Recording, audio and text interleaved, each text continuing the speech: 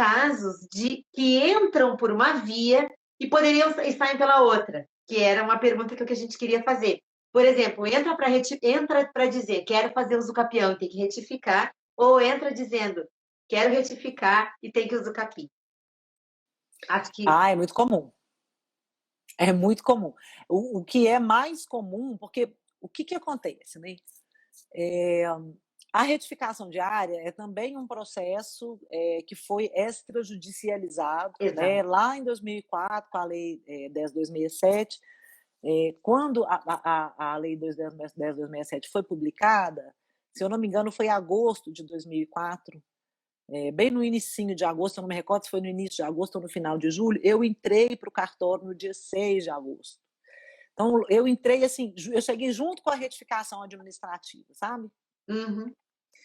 E eu tive que aprender na marra, né? Era o primeiro concurso aqui de Minas Gerais, a gente não tinha assim, um suporte, né, de colegas que já estavam lá, né, para nos orientar, enfim, né, não existia uma associação de registradores, então a gente teve que aprender meio no susto mesmo. Algo novo, então eu era aprendi, novo. Exatamente, eu aprendi retificação de área fazendo, né? É claro que no começo a gente erra muito, mas depois de 17 anos fazendo uma coisa, é algo que você tem que dominar muito bem, né?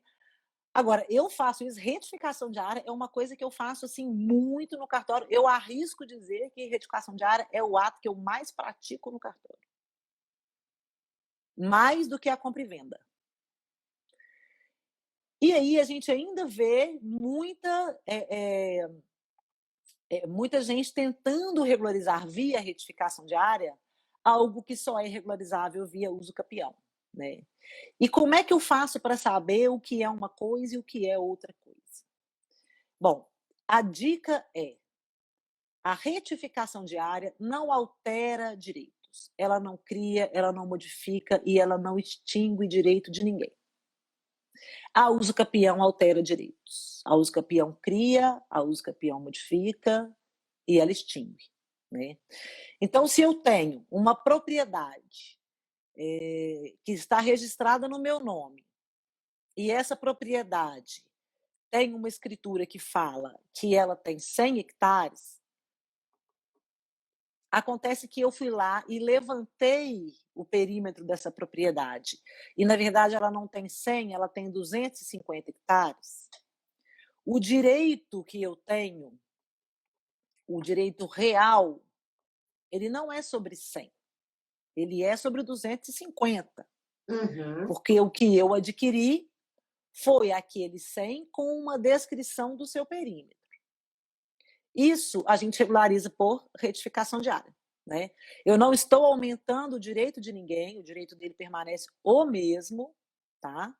Ele não comprou nada, ele não vendeu nada, ele não herdou nada, ele já era proprietário e o imóvel dele tinha um problema de medição.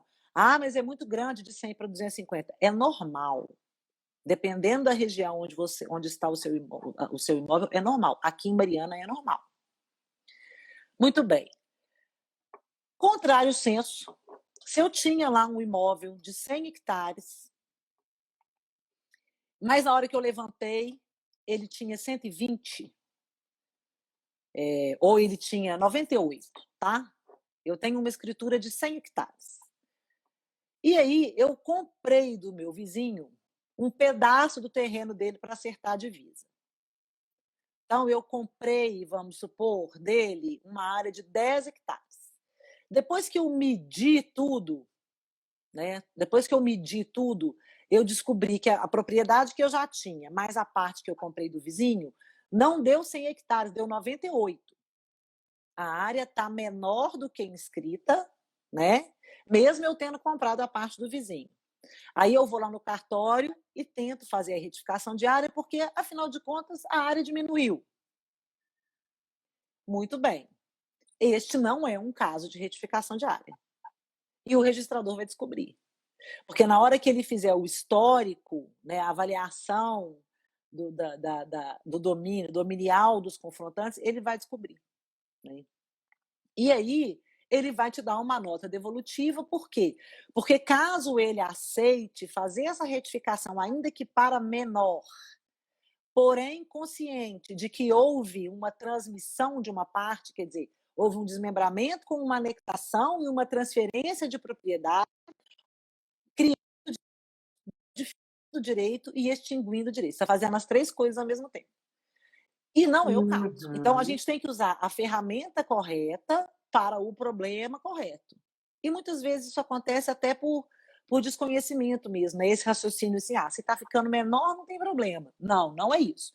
Então, quando você for pensar em retificação e uso capião, você tem que pensar sobre a seguinte perspectiva: estou criando, modificando, né, ou alterando algum direito inscrito no registro de imóveis? Se sim, o seu caso não é de retificação de área, o seu caso é de uso capião. Agora, o contrário também acontece, só que o contrário a gente costuma detectar antes do sujeito entrar com o pedido no cartório. Porque como a uso capião é um procedimento mais complexo, que a pessoa tem que ir até o tabelião de notas, por exemplo, né, tem que ir ao advogado, o advogado já chega para ela e já fala: olha, isso daí não me parece ser caso de retificação, né, de uso capião, me parece ser caso de retificação, né? Então, o filtro acontece antes. O filtro acontece, eu diria, na preparação, sabe? Quando a gente está ali se preparando para decidir qual procedimento adotar. Então, quando chega no registro de imóveis, é muito mais comum chegar uma uso capião disfarçada de retificação do que o contrário.